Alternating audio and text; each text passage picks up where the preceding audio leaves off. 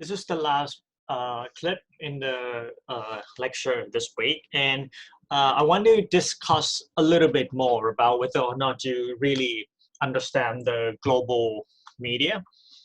So let me give you a brief review of what global media actually is. So it's a media product, such as television show or performers that is created for one country that could really catch on elsewhere and probably be translated or dubbed in different languages.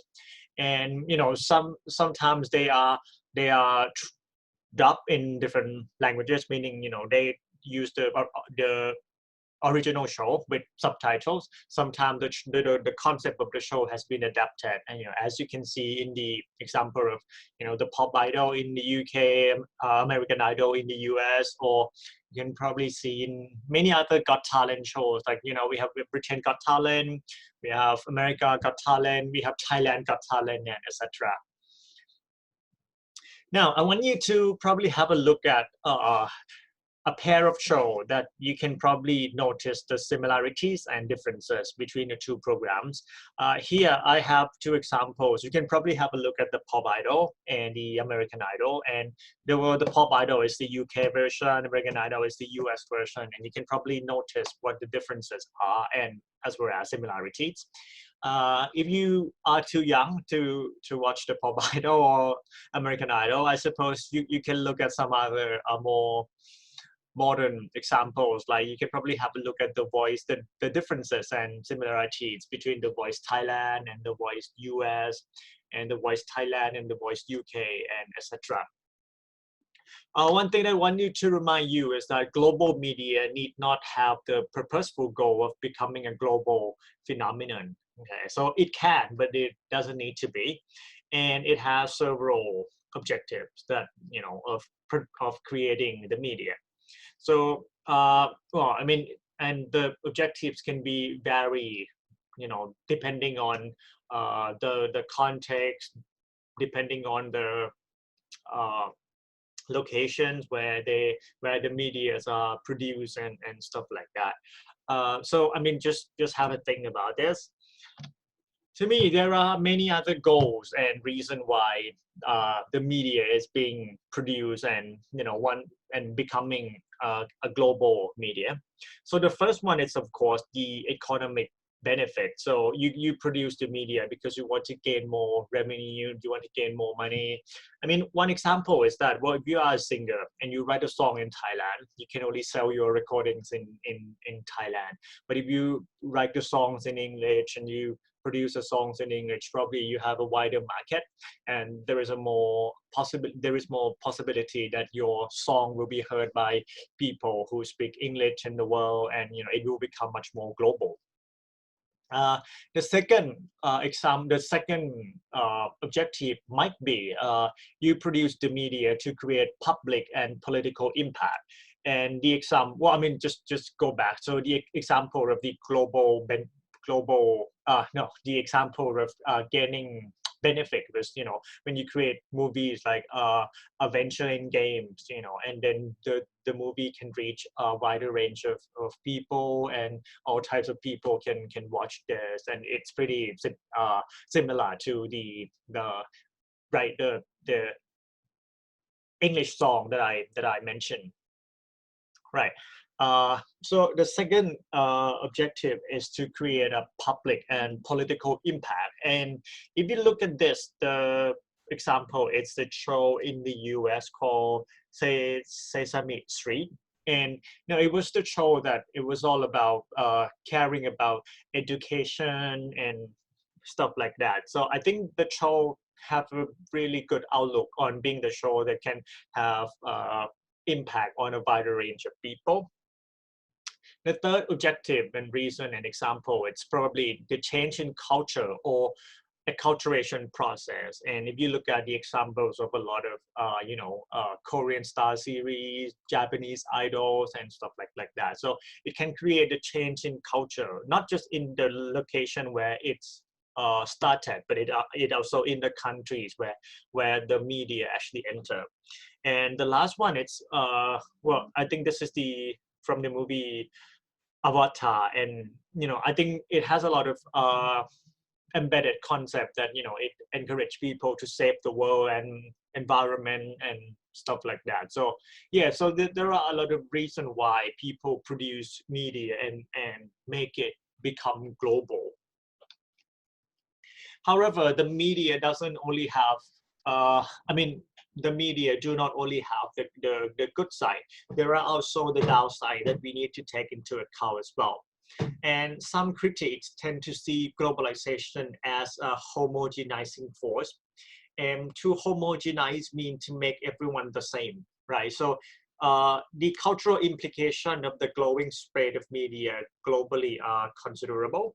And popular TV programs or magazine developed by sending country, so we are talking about the people who produce the media, were adapted to local tastes, attested to the power of global media to realize unique forms tailored towards specific or audiences, while at the same time pushing some universal standard, and which is something we call crossover. So adapt from one country to another. I mean, a good example would be when, if we are talking about people in a Thai context, right? We could probably see that if you watch a lot of movies from Hollywood, that there is a likely that you just want to be more like them. Like you want to be more Western in the way of thinking, in the way you speak, in the way you dress, even. And if you look at the influence that the Japanese and Korean media have on Thai people, it's really huge as well, as it dictates how people should dress and how, especially the hairstyle, the way people put on makeup and stuff like that. So I mean, in a way, people can still maintain their local identities, but they are becoming more and more of more similar to the culture and identities that they receive through the media, right? So I think I mean, it's not a good or a bad thing, but I guess it's about having a good balance and making sure that well, not everyone will be the same, and you are not losing your own identities of being yourself in your country. Now, the last topic that I want to talk about is inequalities and challenges of global media flow. Okay, so we are really talking about, well, there are some inequalities in the way that global media reach different parts of the world. And well, the first thing that we need to take into account is inequality process. Well, in the US, for example, children from low-income families are less likely to have broadband internet access, and they are less likely to go to school that have good facilities. And well, I think those are in the US, and I think it's even worse in many other countries. Well, let's take Thailand, for example. Just, I suppose there are a lot of places in rural area where they don't have access to internet and good facilities. And just we are not talking about countries. We are not yet talking about countries in Africa, where they don't even have food to eat and stuff like that. So because such a wide difference in terms of accessibility to the media, so there are still boundaries where we need to cross if we want a global media to reach everyone and become actually global.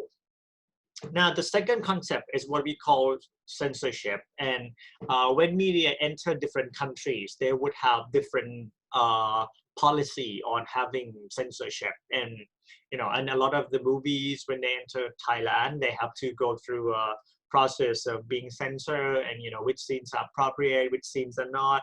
And this censorship would work differently in different countries. Even in Thailand, we would do one thing. In probably in some Muslim countries, they would have different policy. In some really in China, they have different policies on so on Facebook and stuff like that. So I think that's one thing that can probably that can prove to be a challenge for global media flow as well.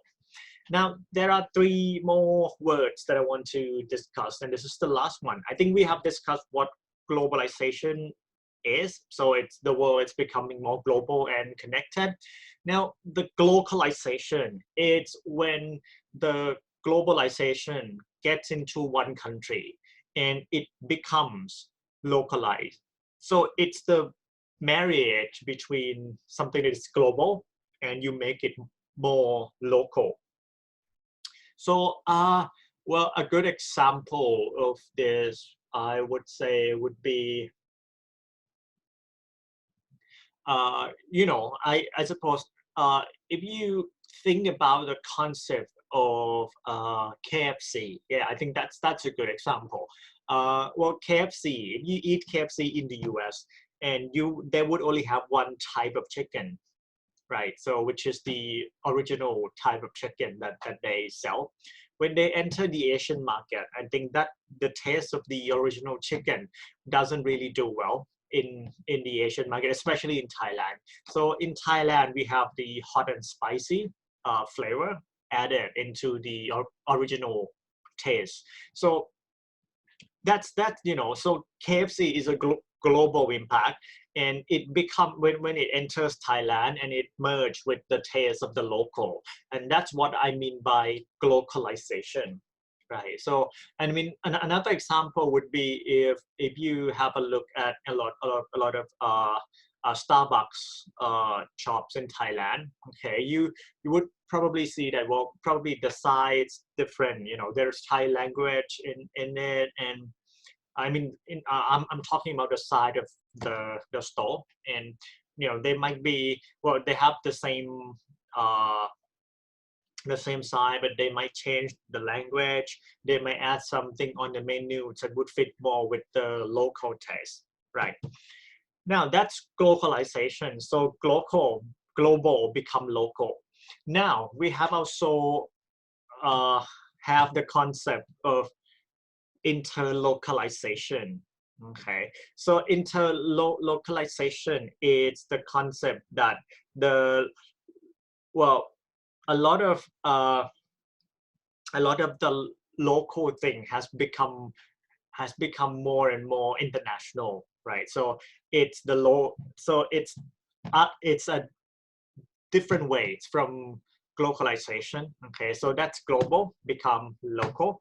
Now interlocalization, it's local, and it becomes more international. Okay, so here is the references for this week lecture, and well, we don't have any assignment for you this week. Just there are a lot of questions that you can have a look at and have a think about. And if there are things you want to share, please do. If not, then I will see you again next week. Bye.